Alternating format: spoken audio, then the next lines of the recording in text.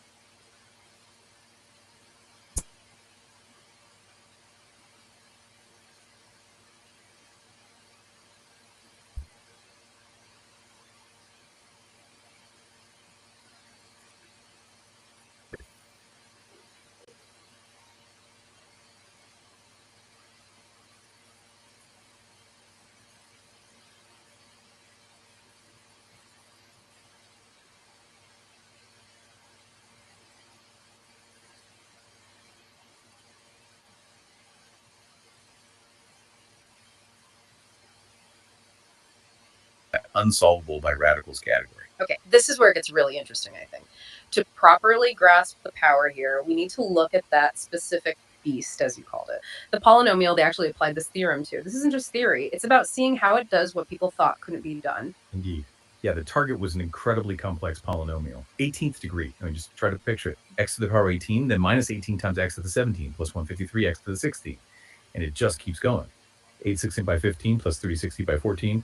At 8560 exactly 13, plus 1888564 by 12.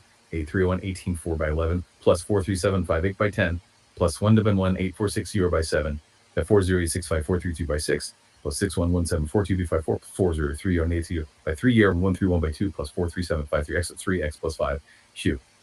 It's a lot. It's the kind of thing where, yeah, traditionally you'd immediately think, okay, computer, give me an approximation. Just reading that out makes my head spin a little. Okay. Yeah. So how does Ezouidi's method even start to chew on something that intimidating? What's the core idea? How does it get around those old limits? The fundamental principle is something called recursive symbolic calculation. So instead of plugging in numbers and inching closer to an answer, Ezouidi's theorem breaks the polynomial down and solves for its roots purely symbolically. Think of it like a very careful step-by-step construction. Each step uses the exact symbolic values found in the previous step to determine the next piece. It avoids numbers, essentially, until the very end. It's all variables and expressions. So it's not guessing and checking or refining. It's more like building the solution precisely, piece by piece, using algebra. Okay. Exactly. The paper lays out a general formula used to compute these coefficients, these SS values, recursively. We don't need to get lost in the formula itself, but the key parts involve things like binomial coefficients, CNEIK, which adjust terms, and crucially, it relates each new coefficient, SK1, back to earlier terms symbolically. SK1 is sum from R0 to K of CKR-SR-1. The critical point is every SK1 is found as an exact expression, not a decimal number. Zero approximation error. Right. And this is where, the real surprise comes in, isn't it? Because you'd think applying this recursive process to an 18th degree monster would just generate an even more complicated symbolic mess. But that's not quite what happened. Not at all. Far from it, actually. Well, I could have. The really striking thing, the amazing outcome of these recursive calculations, is how much it simplifies. It turns out that almost all of these symbolic coefficients, these SIRS terms generated by the recursion, they actually evaluate to zero. Specifically, for this particular